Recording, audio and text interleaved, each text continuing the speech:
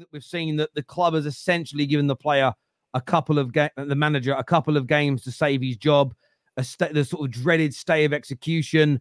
How are you reading into this morning? And do you think he's a dead man walking? We're not a big club anymore. I already said it on Twitter. You mentioned it. I'm gonna say it again. We're not a big club anymore.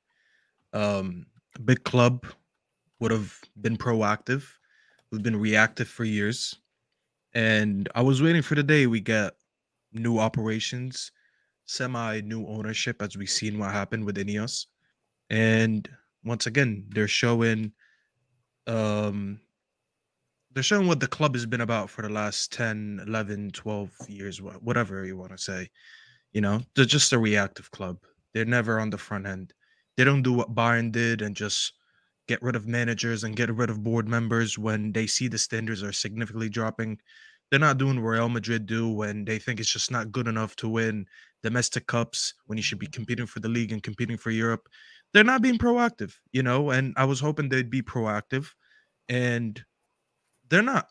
I was hoping that I woke up early today. Look, it's 6 a.m. I shouldn't be streaming right now. It's 6 a.m.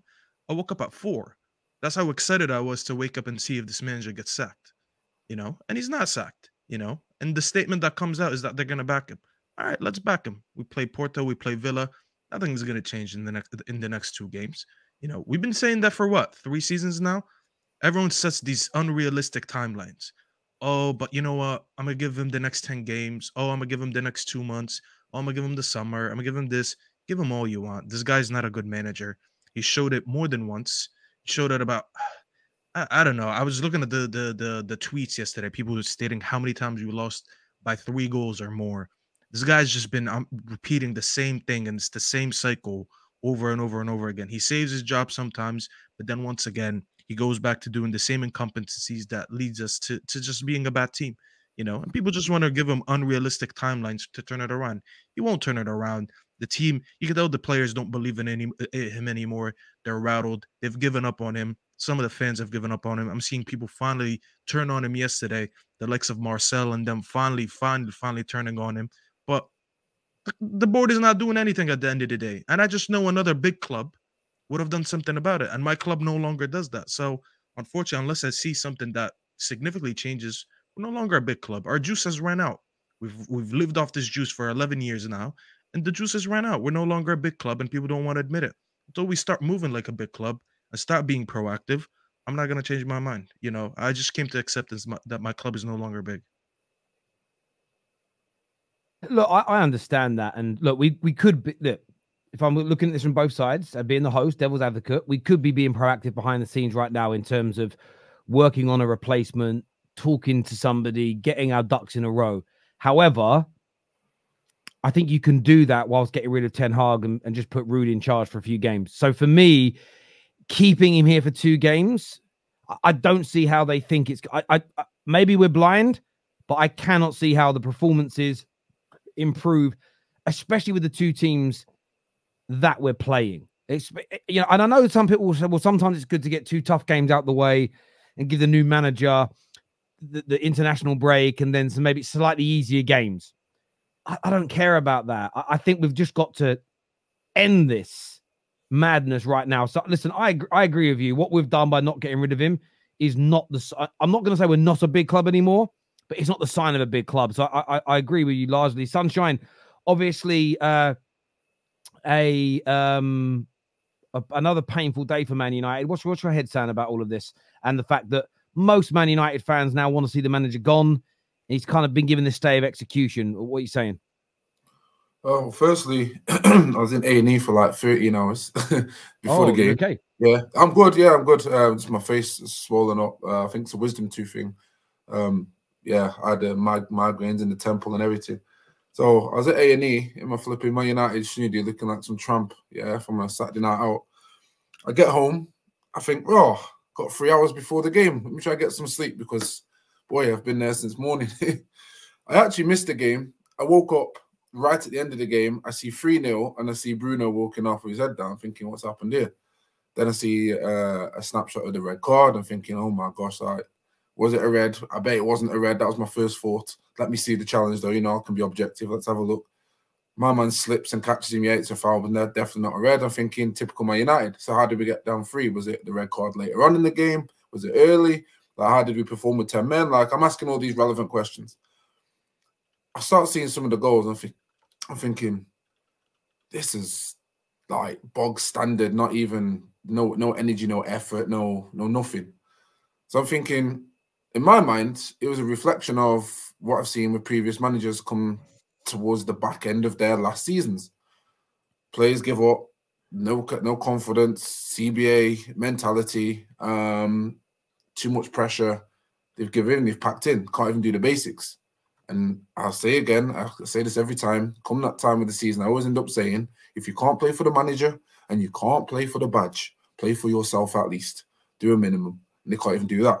So we've reached that same turning point with the same situation with a different manager, but the same outcome where players are now down tooling because they've lost confidence. Now, if they've gone into a situation where they've lost confidence, let's break that down. Have I not told you, Terry, KJ, Staffy beforehand, this season, that if you don't put the ball in the back of the net, your confidence won't be there? Manchester United have created more than enough chances this season. We were also top of the list for missing the most big chances this season by 17. Absolutely. Were we closing gaps down on the pitch? Were we winning the ball higher up on the pitch? Yes. So clearly, whatever has been working has been working. But like I've said to you before, when you're a club low on confidence and you're at Manchester United, if you don't put the ball in the back of the net, you start to question and doubt whether things are working. That's just a fact, like it or not. This is why I said I don't care what style of football you play. It's not that big of a deal. It's a big deal, yes, of course. You want to control games. You want to win games. Facts. That's not a problem. But putting all your eggs in the basket on style of play and player profiles is irrelevant to me. I told you before about the Nana situation. Yes, you could find a keeper who can kick the ball 8 times accurately out the back. It don't matter to me as long as you don't keep the ball out of the net. Because if we're creating more chances but we ain't clinical up front, Terry, like I've said 2 seasons ago now, why does it matter? Why is there so much energy towards these players making a big difference? Same with a manager and coach. To me, it's always going to be a mentality issue. Because when shit hits the fan, when you're actually having to play at Old Trafford, the shirt weighs heavier. Now, yes, Staff said we're not a big club. I've been saying that for 5 years, 6 years. We don't move like a big club, so I would expect big club mentality. However, we are Manchester United. So I have to ask myself and go, when you play for Man United and you've not been at your peak, so you've not been at your best, is there actually more pressure to actually go and deliver? Absolutely. Because you're trying to get back to a stage where Manchester United are respected whilst the whole world are laughing at you. Some man cannot handle that level of pressure. That shirt weighs heavier now. It's all right being in the midst of walking into a great successful team under Sir Alex Ferguson and looking amazing. But now you're having to bring the glory days back to Man United or find something. Managers, coaches, boards, players, everything. There's more pressure. So can these players actually perform well enough and then go and get the results? So let's break it down. We look at Fulham. We saw how many chances we missed against Fulham. Clear-cut chances, including Bruno. Rate him or not. Missed chances. You get 1 goal. You miss the sitter at the end. 2-0. No confidence. This team is restructuring, right? This is a process, right? So part of that process is finding your confidence. Being able to trust what you're doing on the pitch is working. Win games, get goals. By doing what you're doing. We've created enough chances. We're doing this. So this is not like a coaching error at this moment. Don't get me wrong. I'll get onto the coach in a second, given the time. So I'm just going through, again, logistics. So Fulham, missing chances. Next game, Brighton. Correct me if I'm wrong. Was it Brighton? Yeah, played Brighton. Yeah. Brighton. Yeah. One of our best performances I've seen us do on the pitch in terms of how we played. Brighton, very stubborn team. Go back to the other fixtures that we've played against Brighton, they've whopped us off the park. Absolutely. So again, massive changes. However, we want the wins, we want the goals. We were unlucky with the Zirkzee situation. If that's 2-1, you've earned that game because Brighton played well. But we actually turned the game around. Ten Hag made changes at halftime. He got it right. But he didn't get the win. So therefore, that's gone in the bin. It's scraps. There's no positives from that. There's no confidence because it's like, raw, we didn't get the win. So already fans are looking at it going, we didn't get the win. We didn't get the goals. We lost. Banter from other rival fans. So already there's no confidence taken from that game, even though we performed well, which I've been saying to people, you lot have been banging on about raw. If you play good football, I'll take that. I'll take good football. I said your results will determine whether you like it or not. I promise you. Now we're here, we're experiencing it. It's a fact. So next game, Liverpool capitulated for 10, 20 minutes. We're actually toe-and-toe. It looked quite confident, but we ain't got the confidence from Brighton. We've gone into this Liverpool game thinking shit. So already the mentality is different. We've gone into the Liverpool game where we're neck and neck until Casemiro starts putting on a Liverpool shirt. So there's an individual error. It had nothing to do with the manager. And I already said in that same stream, if I can recall, so I'm going off memory right now. If I can recall, I said everybody started Casemiro before that game started. But now all of a sudden he's shit, he needs to be sold. But okay, he fucked up. He messed up. He gave them confidence. We then reduced our confidence again because we've just struggled against Brighton. We're playing a better team at Liverpool at home. There's more pressure now. So all these things are adding up. I'm just trying to give you a timeline of an emotional breakdown of what's going on at our club. And at some point, this was going to capitulate for these players, in my honest opinion, where they go, I've had enough. I cannot no longer believe in what Ten Hag is doing. Does that make Ten Hag a shit coach? No, it does not. Has he made mistakes? Yes, like I said, I'll get onto that if I've got the time. Yeah, no, I was going to ask you on that because I think it feeds into what we're saying. I don't disagree with you that at the start of the season, I saw some improvements in terms of shape and play from last year. And I'm not going to go back on those words, but a lack of results, chances being missed, confidence has been drained. And we look at in the last sort of 3 or 4 matches, invariably, we have looked like barring Crystal Palace, where we're quite good, we've looked like the team of last year. Yeah. Surely we have to look at the manager, though, from the perspective of we need a head coach that can put a structure and system together that can build confidence in these players. Otherwise, I heard Mark Goldberry say this morning. And I disagreed with what Mark said, that sometimes in life you just can't fix things. Sometimes things are just, they're beyond repair. But surely there has to be a way of fixing this, and it has to be through the board bringing in the right head coach to build a system that gets the best out of these players where we can grow that confidence. That there has to be a resolution to this, surely. Well, here's the thing for me, Terry. One, I do agree with your statement in the sense that it can be fixed. I disagree that it cannot be fixed. But sometimes, if there's enough water under the bridge, then that person may have the right. So, for example, let me do it easily. So, if you're working with a manager who's it's a job, and respectfully, he's made some mistakes along the way, but his intentions have been bang on.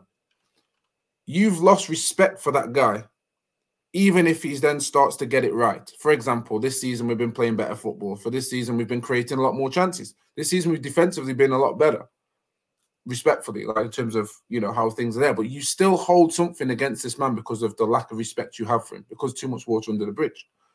I believe another manager could come in with the same intentions, do exactly what he's been doing from the start of the season, and probably get better results. I genuinely believe that. And when I say it could do better, I mean in terms of getting these players on board, because I think they've tapped out again. And this isn't to say you've had new blood and it's the player's individual. When I say player is an issue, it's not so much the player that you've brought in is an issue. It is the culture and the mindset that is attached that they're walking into. It is still there in Manchester United. I don't believe a manager single-handedly on his own changes the culture and concept of a mentality. I believe he has. Can I jump in here?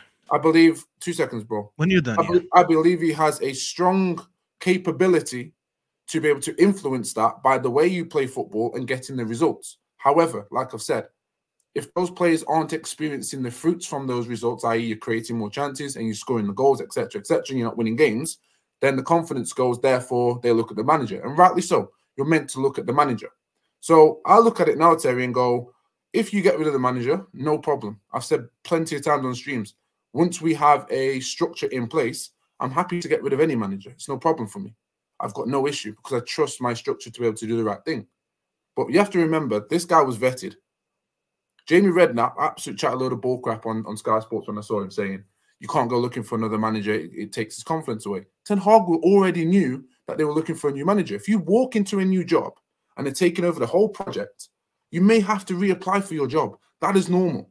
He was under the impression of that already. That's why he was quite calm over it. Yeah. Because he'd been told already that he had to vet for his new job. The Ineos have looked at it and gone, "Raw, I'll give you an opportunity, but I'm always going to speak to other people, Terry." That's what he's done. And overall, they've gone, you know what? We're going to get rid of your coaching staff that you've brought in. We're going to take over the signings, but I'm going to give you a chance because there are some light within what you've done. So we'll probably give him a season.